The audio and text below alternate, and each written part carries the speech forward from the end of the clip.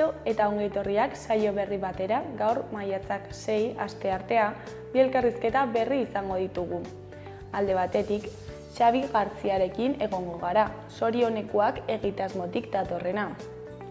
Zorionekoak egitasmoak udaberriko ekimena antolatu du eta maiatzaren 10ean ospatuko dute. Eta beste alde batetik, Marta Diazekin egongo gara, Antsoaingo alkatea dena. Antsoaingo udalak Euskararen udaberria programazioa prestatu du aprila eta maiatzerako. Eta maiatzaren 22 arte egingo dute. Eta honen inguruan hitz egitera dator. Baina, bi elkarrizketa hauekin hasi baino lehen, goazen gure betiko edukia ikustera.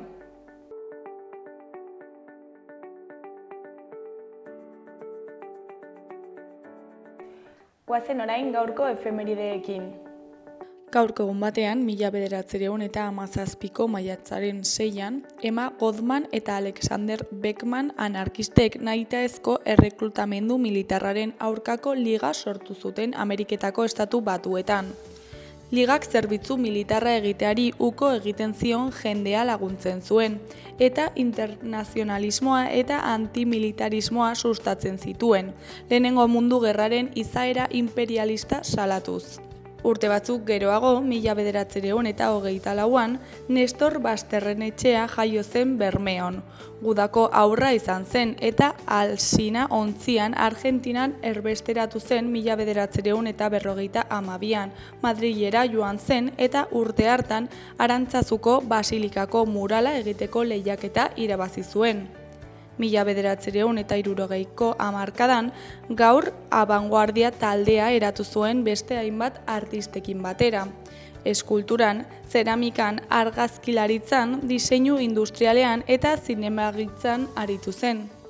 Egun berean, baina 1968an, Frantziako estatuan 78ko maiatzeko lehen istiluak hasi ziren Parisen. Langabezia gora eta soldatak behera zihoazela eta Sarbonako ikasleak mobilizatu ziren, Vietnamgo gerraren aurkako ekintzengatik Nanterren atxilotu zituzten ikasleen askatasuna eskatzeko.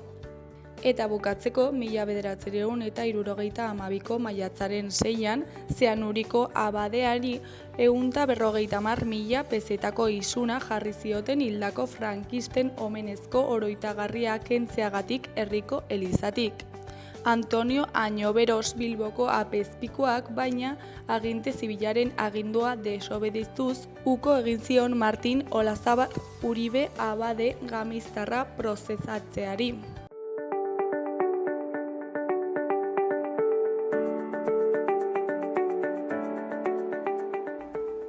Errepasatu dezagun aste honetarako agenda. Maiatzaren 7an, asteazkena, Luis Lizarraga kapitainaren liburua aurkeztuko dute Karrikirri elkartean. Juan Luis Larrazak Luis Lizarraga kapitaina liburua aurkeztuko du Karrikiri elkartean, arratsaldeko 7etan. Peio Monteano izango da aurkezpenaren gidari. Eleberriak kapitainaren bizitza kontatzen du 1473–1521 arte. Bertan bizi zituen Nafarroaren aldeko borroketan biziki parte hartu zuelarik Nafar erreinuak jasan zituen erasotzaileengandik libre izan zedin. Kontakizunean zehar bere bizitza pertsonala eta bere familiarena ere tartekatuko ditu. Ostiralean, maiatzak 9an, Sanduzelaiko zibiboxean 7:30 mugarri, musika eta antzerkia uztartzen dituen ikuskizuna egongo da. Bi begirada, bi istorio eta leku bera, Ibardingo muga. Larunbatean, maiatzaren 10ean, Kondestableko zibiboxean, goizeko 12etan, Sarasateren ondarea, ipuin sinfonikoak izeneko ipuin kontaketa egongo da Sergio Andresen eskutik. Larunbatean baita ere, Juslarrotxako zibiboxean, arratsaldeko 6etan, Osaba Patxikuren etxe zaharra izeneko magia showa egongo da Wallace Magoarekin. Gainera, egun eta leku berean, baina goizeko 10:00 Wallace Magoaren eskutik magiaren hastapenen txokoa izango da. Partaidetzan oinarritutako lantegia da, euskaraz emana, magia jostetako eta eraldaketarako erabiltzen ikasteko. Izan ere, magiaren bidez ikasi eta gozatzen dugu eta era berean gure sentimenduen eta emozioen adierazpen bidea da. 6 eta 12 urte bitarteko txikiendako izango da. Igandean, Sanduzelaiko Zibi Boxean, Zaintzaren Dantza izeneko antzerki musikala egingo du Lari Produkzioak. Meri ama izan berri da. 9 hilabetez haur bat eduki du barruan, eta haren babesle eta zaindaria izan da. Era berean, kezka eta zalantza askoren iturri bihurtuko da txikitxoa. Neska edo mutila izanen ote da. Nola ezituko dut? Izan ere, ote da kozkortzen denean? Zoriontsua izanen ote da? Gauza izanen ote naiz gauza guztiez arduratzeko? Marikerekin batera zalantza horiei guztiei erantzutea lortuko du. Doinu Akuilarri eta istorio biziekin batera eginen dute bidean.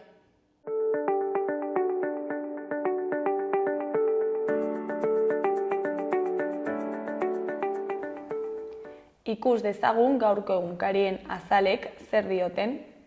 Diario de Notiziasen titular nagusian gizon baten heriotza bortitza ikertzen ari dira, Iruñako San Juan auzoko eraikin batean.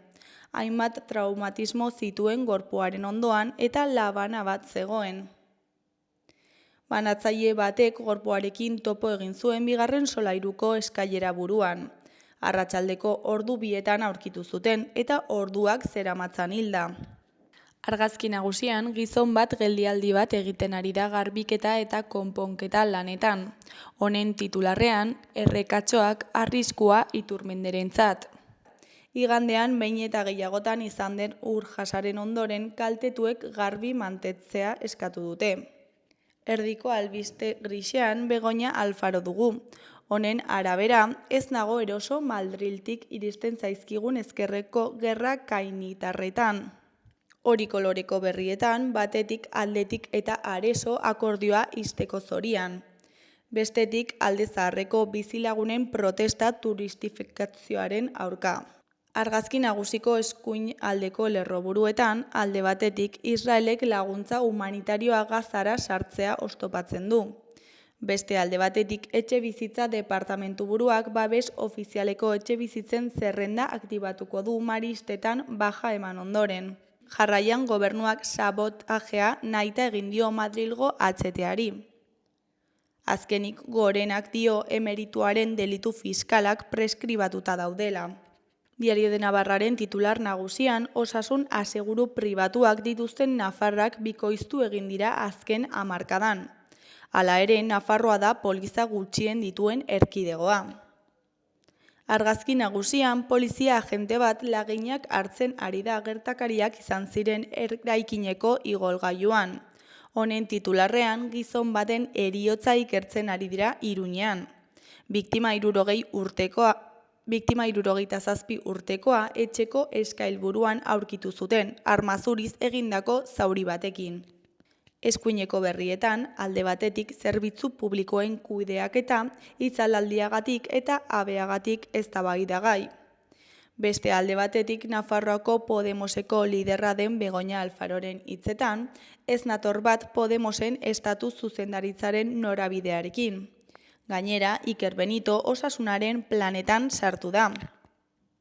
Goiko bi berrietan, batetik auzokideen omenaldia eskailerako mezan. Bestetik Iturmendi uholdeetatik berreskuratu da.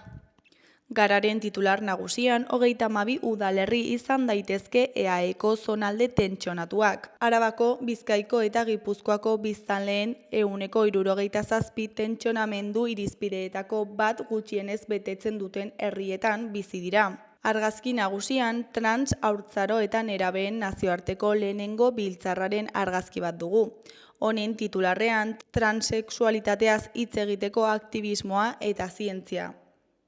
Bilbon naizen elkartearen eskutik haurtzaroa eta transnerabeen lehenengo nazioarteko kongresua egiten ari dira. Historikoki tratu txarrak jasan dituen kolektibo baten egoeraz hitz egiteko topagunea. Erdiko berrian, Gipuzkoan stop kaleratzeak elkarteak salatu du ez duela daturik eman.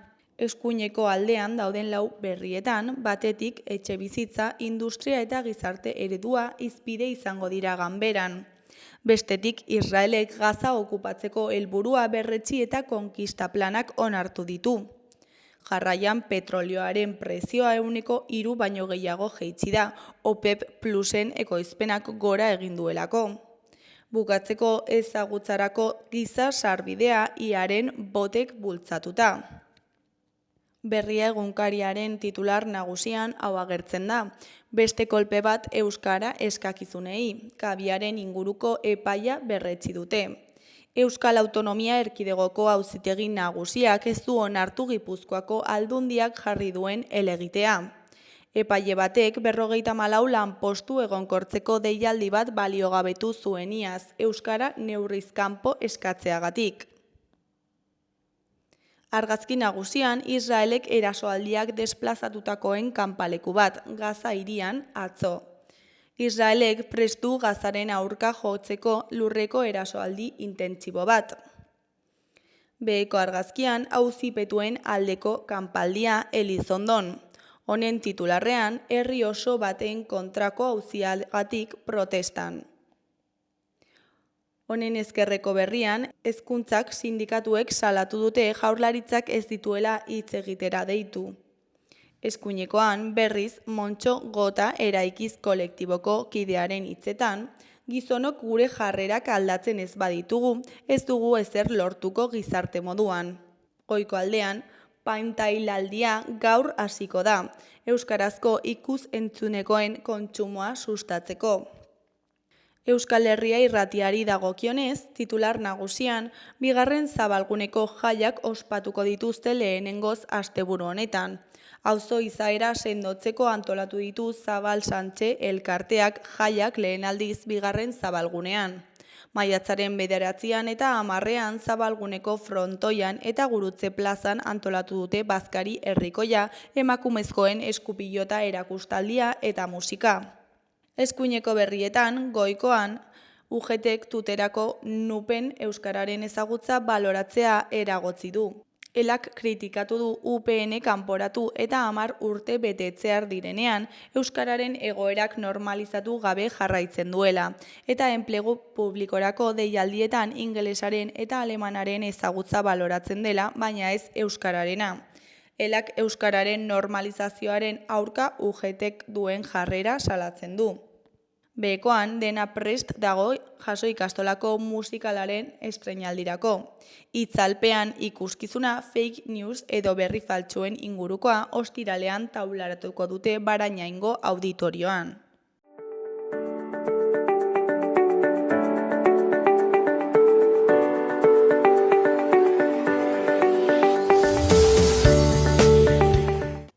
Kaixo, lehen aipatu egun bezala orain Xabirekin gaude, sorionekoak egitasmotik datorrena. Kaixo, zer moduz? Kaixo.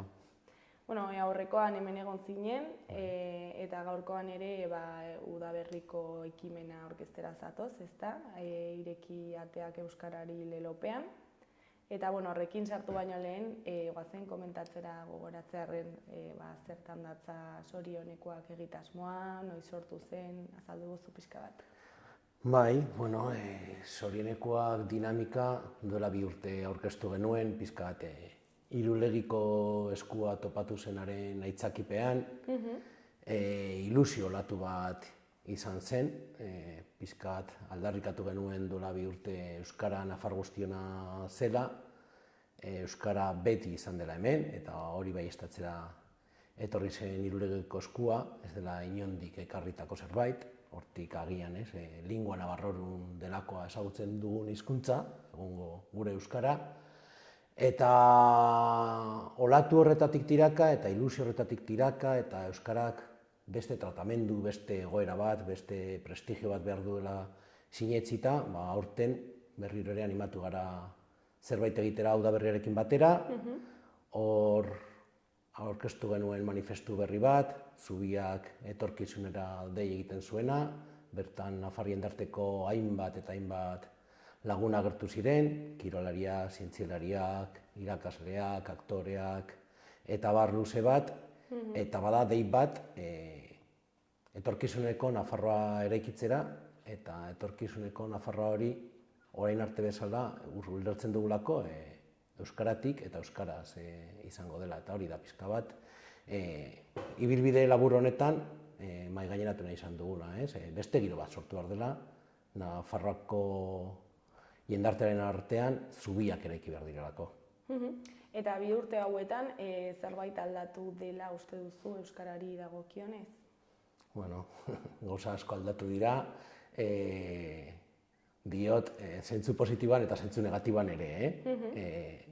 Oldarraldi politiko, judizial, ideologiko bete-betean gaude, aspaldikoa da, baina geroz eta agerikoa da, bereziki epaitegietatik datozen epaiak, eta horiek guztiak beti izaten dira euskararen aurkakoak, baina egia da Nafarroan beste giro bat badagola, euskararen aldekoa dena, Nafar jendarteak ulertzen du euskara hemengoa dela, egunerokoan erdaldunek ere, nahi gabe, batzutan inkonstienteki, baina euskara bera erabiltzen dute, euskara bertan dagolako, bai gure eguneroko hiztegian, bai eguneroko toponimian, eta hortaz, badago aldeko jarrera nabarmenago bat, baina oraindik ere urrats nahiko falta dira euskarak behar duen estatusa eta euskaldunok eta oro har Nafarri herritarrok behar ditugun hizkuntza eskubideak berma daitezen.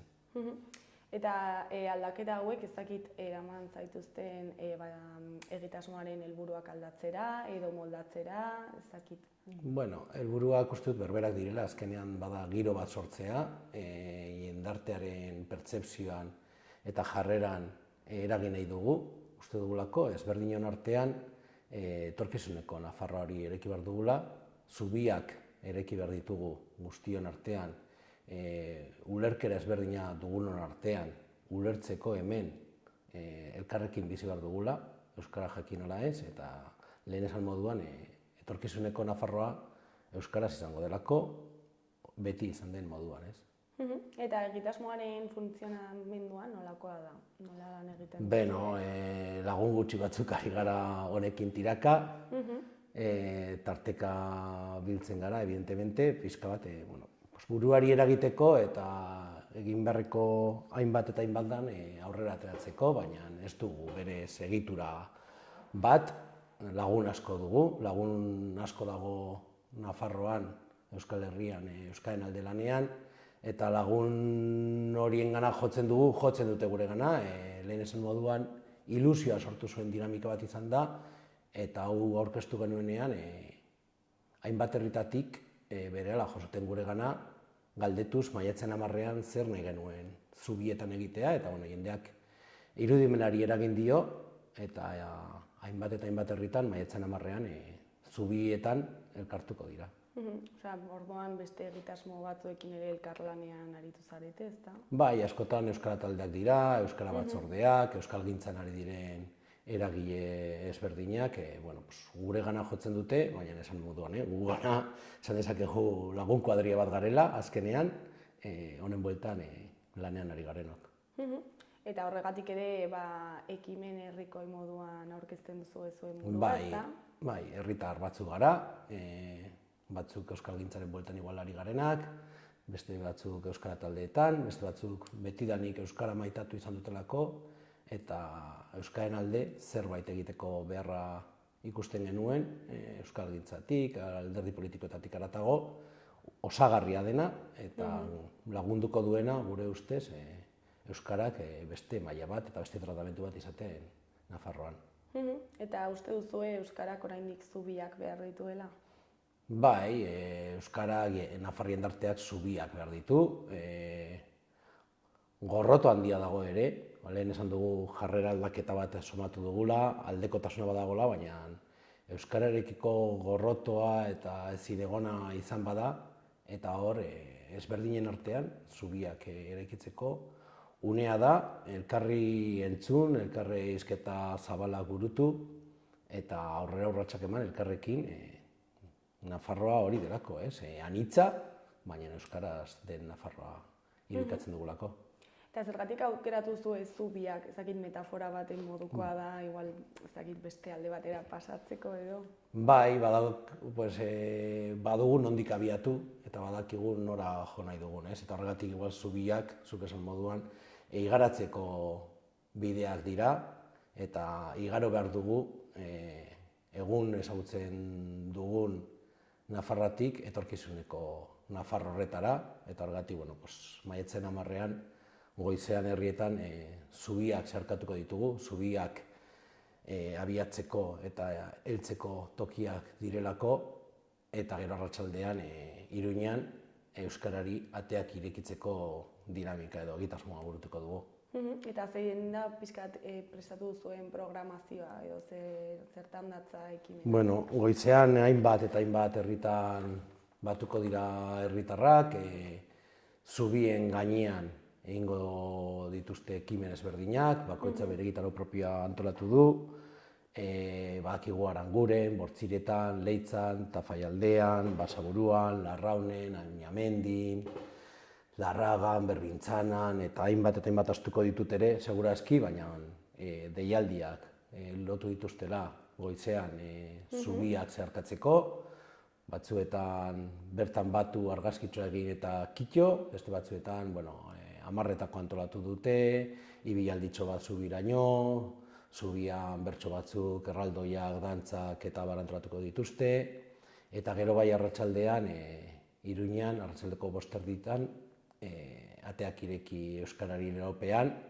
porrotxek lagunduta, porrotxek irekiko bai du mobilizazioa, Kostarapeatik, trenaren parkea dagoen inguru horretatik, Takoneraraino igoko gara, eta bertan emango diogu amaiera egunari. Dauka mobilizazio formatu hori, baina igual festa giroarekin? Bai, gehiago festa giroan da, uste dugulako euskara laitasunarekin lotzen dena, ilusioarekin, arrotasunarekin, eta hori izan genuen duela 2 urte, zorionekoak bazela, arrotasunerako dei bat, arro gaudelako, garenaz, eta izango garen horretaz, eta orduan, mobilizazio txiki bat izango da, ez da manifestazio luze horietariko bat izango, beste gabe toki batetik bestera igoko gara, baina irudikatu nahi duguna da, Iruñeko ate nagusienetariko bat hori izan zen, zubi berria deitzen den horretan Takonera igota, eta hori zeharkatuko dugula adieraziz etorkizunean euskarari ateak ireki behar zaizkiola. Eta nor dago gonbidatua ezakit herritarrei deia egiten dugu? Bai, jendarteari oro har deia egiten diogu, etorkizuneko Nafarroa eraiki nahi duen jendarte horri guztiari dinamikarekin bat egiteko, goizetan haien herrietan zubietan elkartzeko eta arratsaldean Iruñera etortzeko.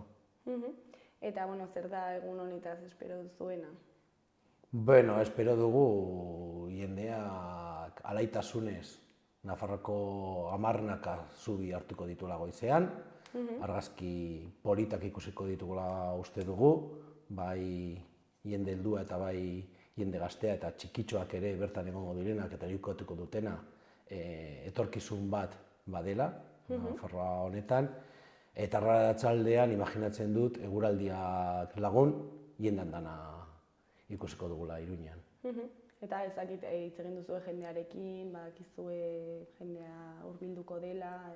Imaginatzen dut jendea hurbilduko dela, nik daukadan temperatura esango nuke ez dela bateria objektiboa, buelta honetan ibiltzen naizelako eta orduan inguru guztia badakit hurbilduko dela, baina ez dakit oro har. Nafarroatik segiro egongo den, bai herrietan, espero dugu elkarretaratze desente egongo dela, eta gero ikusiko Iruñean zenbat jende batuko garen. Xabi, baina bukatzeko, ez dakit zerbait gehiago komentatu nahi duzu, jendeari zerbait esan, gonbidapena luzatu? Esandakoa, maiatzaren 10ean, goizean, zubiak etorkizunera eraikitzeko momentu izango dela herrietan, eta arratsaldean Iruñean euskarari ateak irekitzeko mobilizaziora gonbitea luzatzea baino ez. Mila esker gurera berriz ere etortzeagatik eta ea zer moduz joaten den maiatzak 10eko ekimena. Eskerrik asko zuri. Ondo segi, agur. Agur.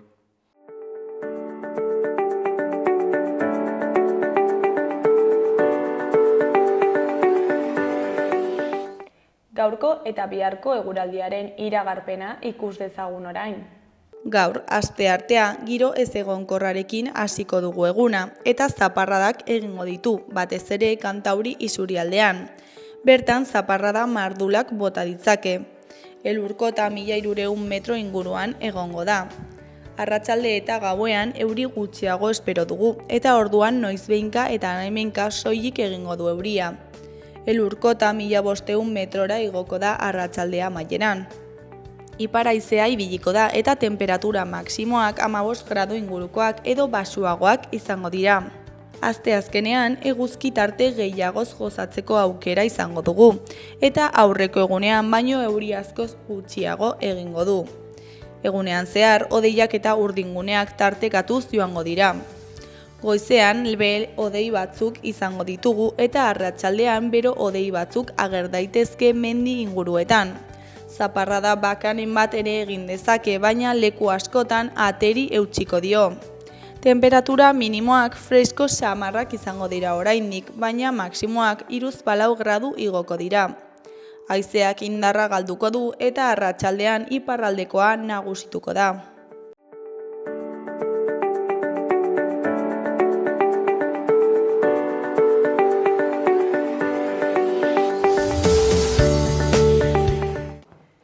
Kaixo, lehen aipatu dugun bezala, orain Antsoaingo alkatea den Marta Diazekin gaude. Kaixo, zer moduz?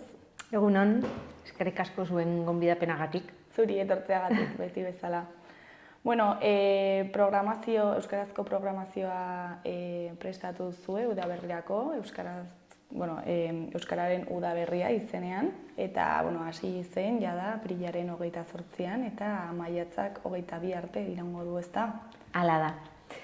Urtero egiten dugun bezala, egiten duguna da, hasieran ziren 15 egun luzatu egin gara aurtengoan, jarduera honit zirelako eta aldi berean Euskaraldiarekin bat egiten zuelako, ez? Badakigu Euskaraldia hasiko dela 15etik 25era eta tarte horretan Euskararen udaberria pentsatuta zegoenez, pixka luzatu egin genuen, eta hilabete horren baitan euskarazko jarduera ezberdinak izango ditugu hitzaldiak, ipuin kontalariak, musika, erakusketak.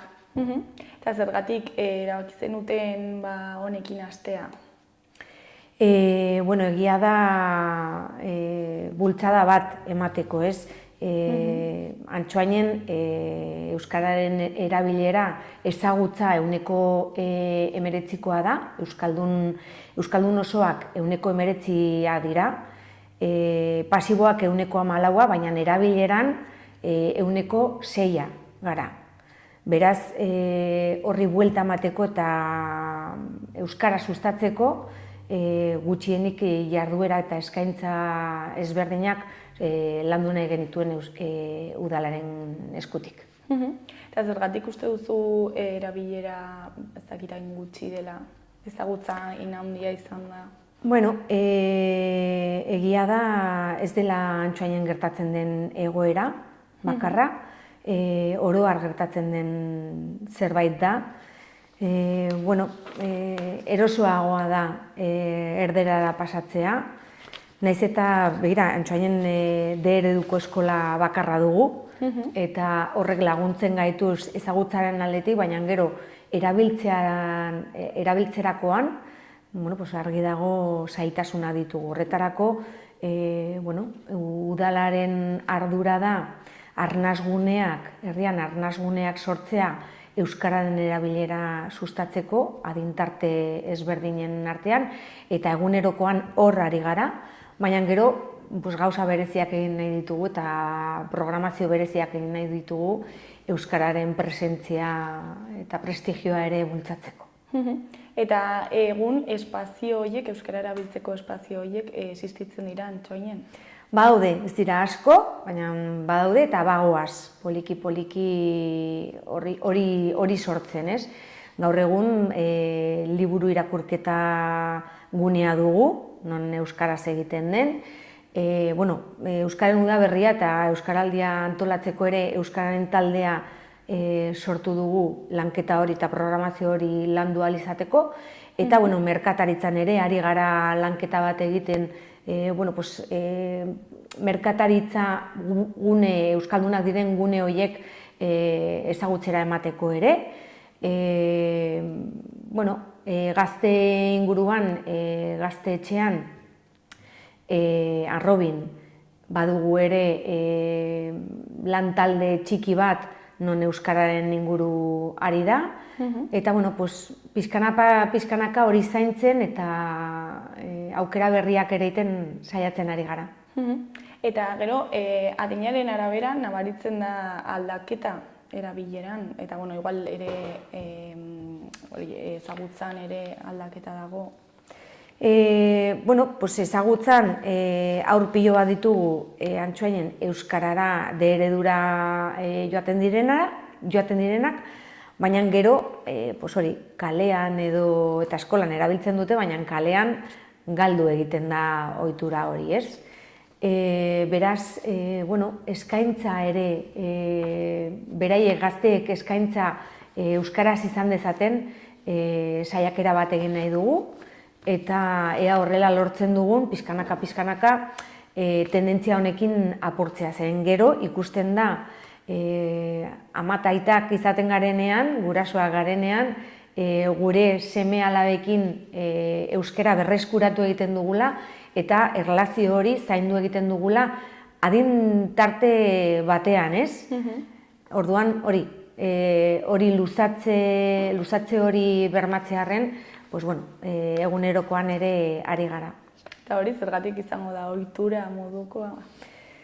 Ohitura edo, errestasuna erderara pasatzeko zen. Arnasgune horiek gutxi diren heinean, zaila egiten zaigu. Euskaraz astea eta euskaraz aritzea, ez?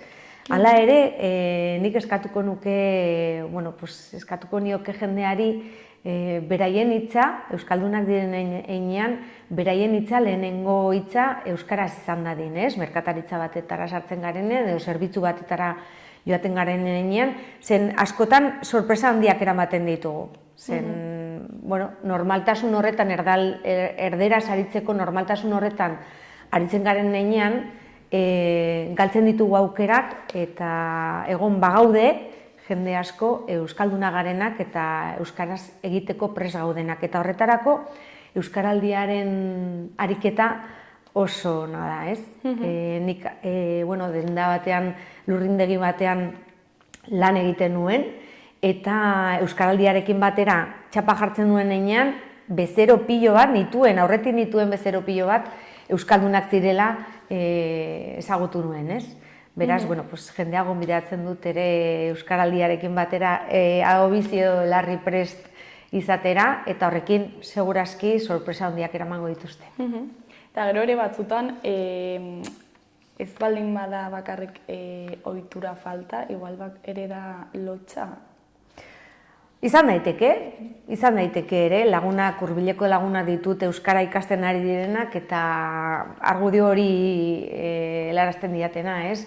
Ni ulertu egiten dut, baina hitz egiterakoan lotxa puntu bat izan dutela, edo nik animatzen dituten hemen hankasartze horiek euskalduna garenak eta euskara erabiltzen dugunak ulertzen ditugula, eta beti prest horretan laguntzeko, ez? Eta eroso sentitu ahal izateko.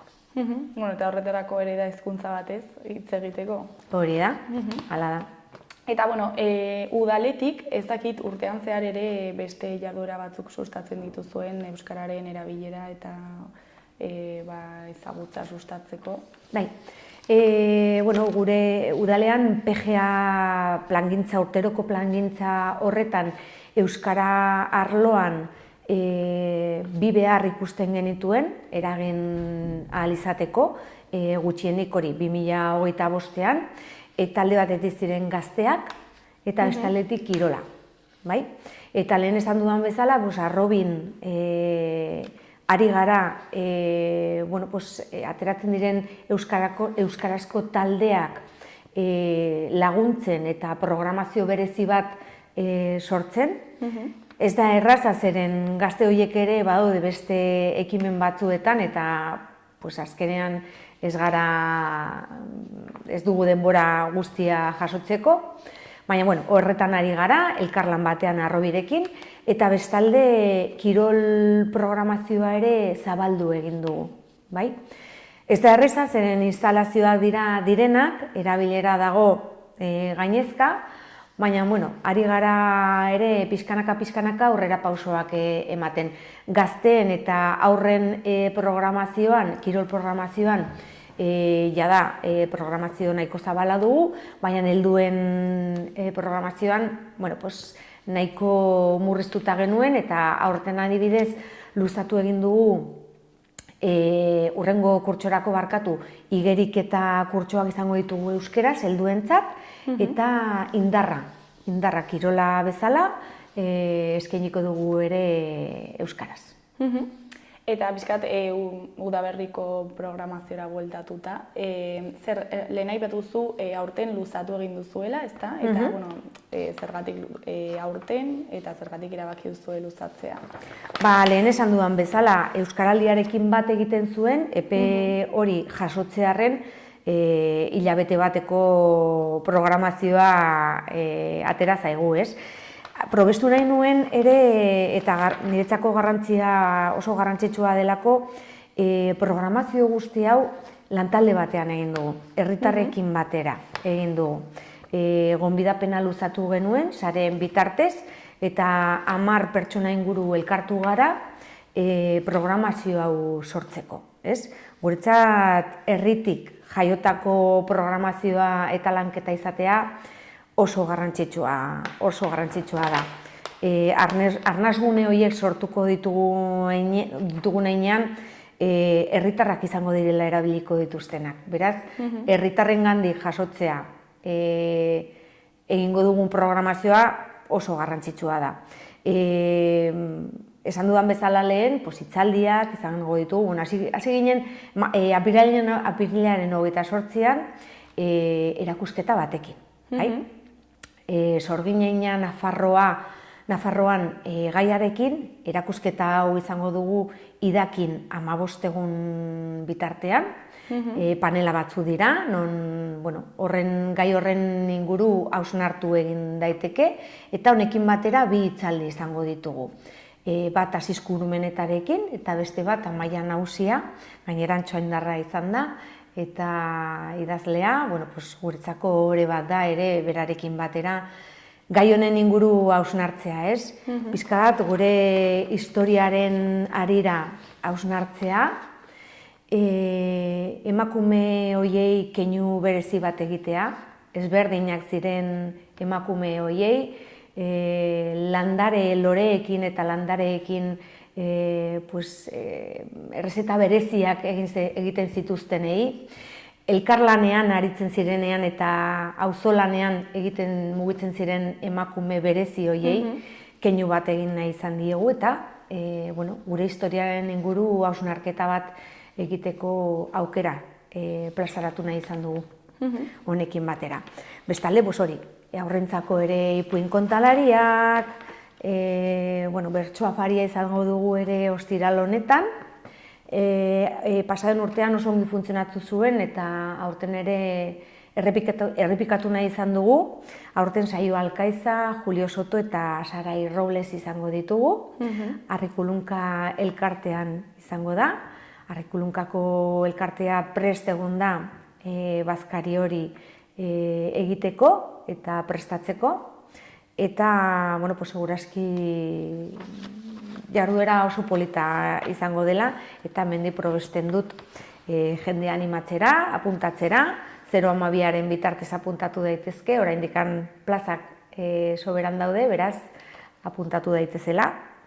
Eta gero, hori, laburmetraila izango dugu Iñaki Alforjarekin batera, eta Zutagarreko kontzertua. Hau badator ere epe honetan memoria historikoaren astearekin bat egitortzen zelako ere, eta, bi gai honen inguru ere hausnartu ahal izatea garrantzitsua iruditzen zitzaigun. Eta hori izango da. Eta hitzaldiak, gozen pixkat ordenean, hitzaldiak Asisko Urmenitarena gaur izango da, ezta? Gaur. Eta Amaia Nausiarena hurrengo asteartean. Hori da, biak Txokogorrin egingo ditugu, begiratuko zen ez ditut buruan sartuta, 7:00, arratsaldeko 7:00, eta Amaia Nausiarena izango da ere maiatzaren 13:00, 7:00 ere, Txokogorrin. Beraz, esan bezala, gai honen inguru hausnartu egin ahal izango dugu, beraiek egindako lanketa, eta gero, galderak eta ditugun dudak argitu ahal izango dizkigute, eta lagungarriak egingo zaigu, gure historia ere erdigunean jartzeko, ez? Noruntz goazen jakitearren, jakin barko dugu nondik gatozen, ez?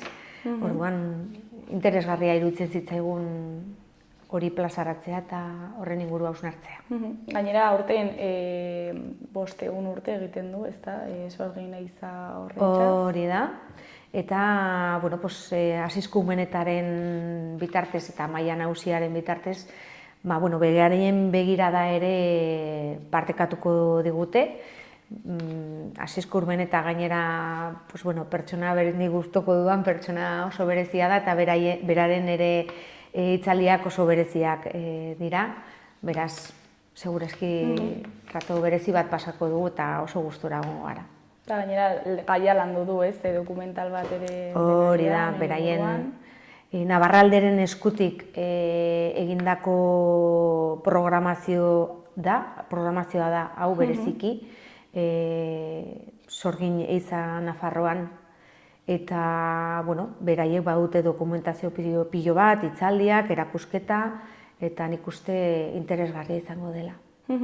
Eta hau, programazio hau, ezakit herritarren gandik sortu dela, ezakit haiek proposatu dute, Navarraldekin elkarlanean aritu zarete aurretik eta orduan haiek proposatu duten, nola moldatu zarete pixka bat? Eskertzen dizu galdera hori egitea, zen, ni hilabetean behin elkartzen naiz Joseba Garmendia herritarrarekin, Antxoindarra den herritarrarekin, eta bere planteamendua izan zen, bai? Bera buru belarri dago nirekin gure historia erdigunean jartzeko, ez? Ikusten dugulako, euskararen erabilera, gure historia, nondik gatozen hori ezagutza falta, agian laguntzen ari dela, hartzen ari garen norabide honetan, ez? Euskararen erabilera gutxitzearena, euskal kultura ere pizkanaka atzera joatearena, ez? Eta berak behin eta berriro esaten, sustraietara joan behar gara, ez? Eta, historia erdigunean jartze honetan bere eskutik ere etorria da, eta probestu nahi nuen ere berari keinu bat egitea. Eskerrik asko, Joseba. Gainera, elkartu dituzu hor pizkat programazioak, ez? Kontzertu horretan.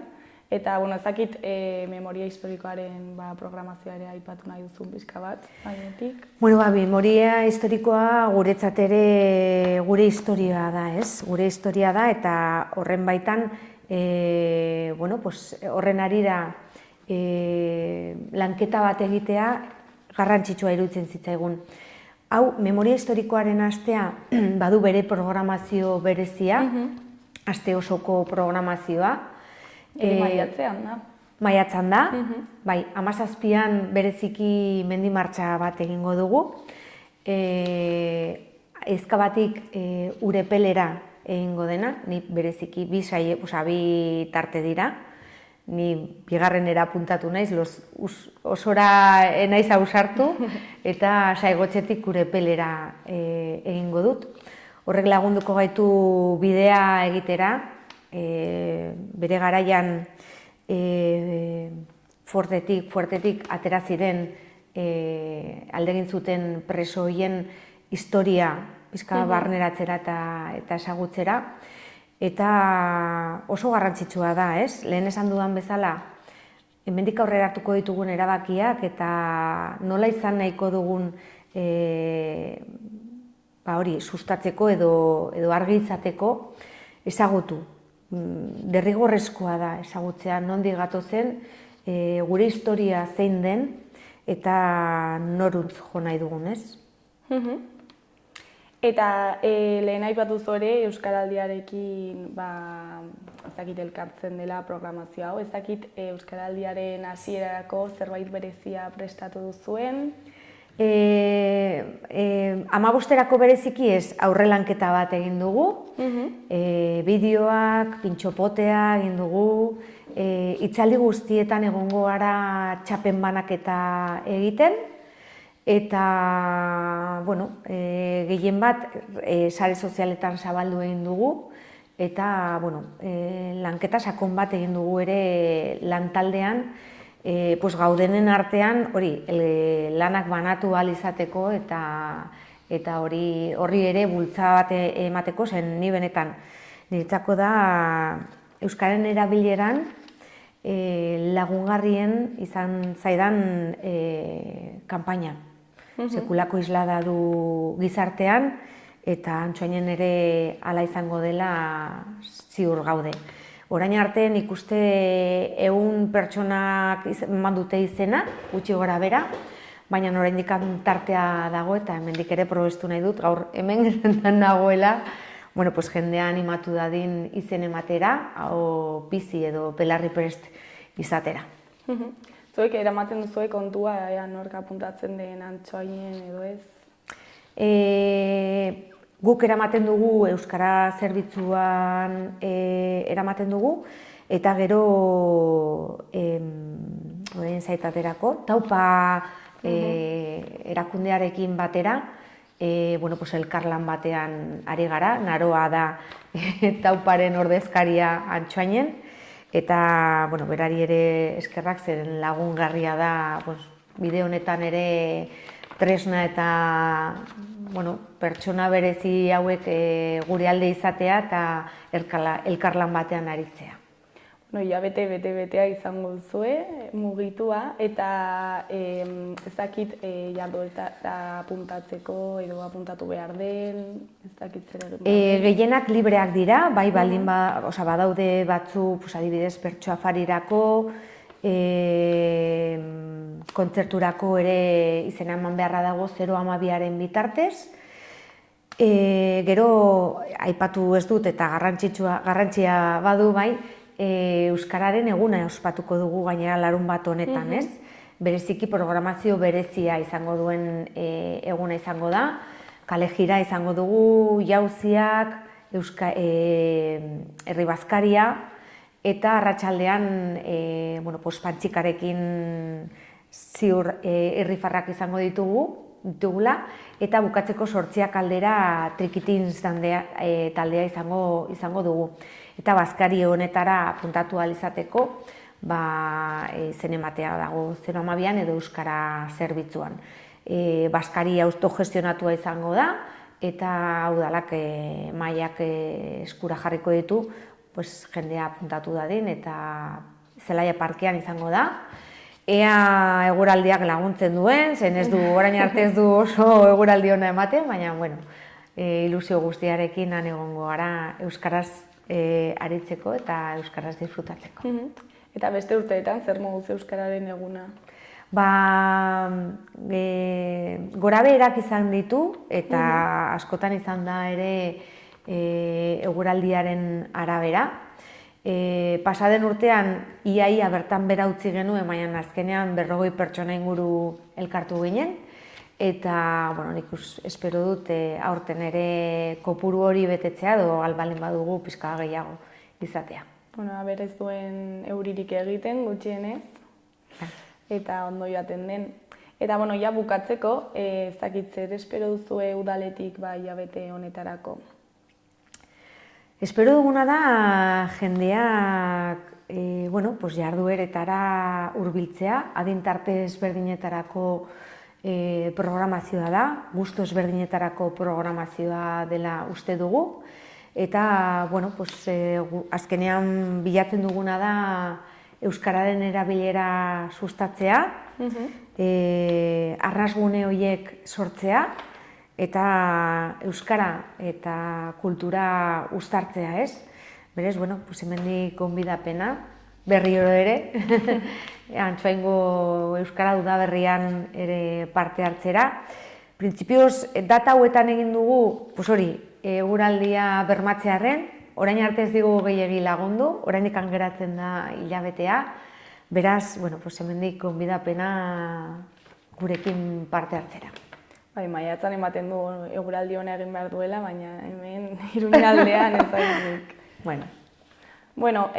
Zuri eskerrak eman, beti bezala, gurekin hitz egiteko tartetxo bat ateratzeagatik eta programazioa hain ondo azaltzeagatik eta zer moduz joaten den hilabetea eta jarduerak. Mila esker zuei ere aukera emateagatik ez soilik Euskararen Udaberriaren programazioa partekatzera, baizik eta niretzako ere ariketa berezia da zuekin hemen solastea, euskaraz erabiltzea eta nire aldetik ere eskerrak. Uste naiz, Marta, ondo segi. Zuek ere, ondo izan.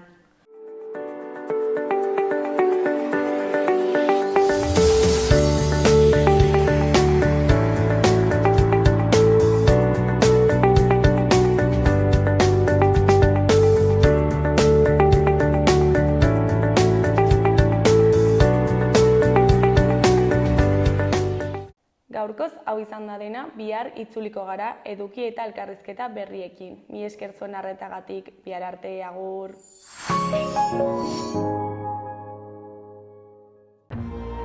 Gobierno de Navarra. Nafarroako gobernua.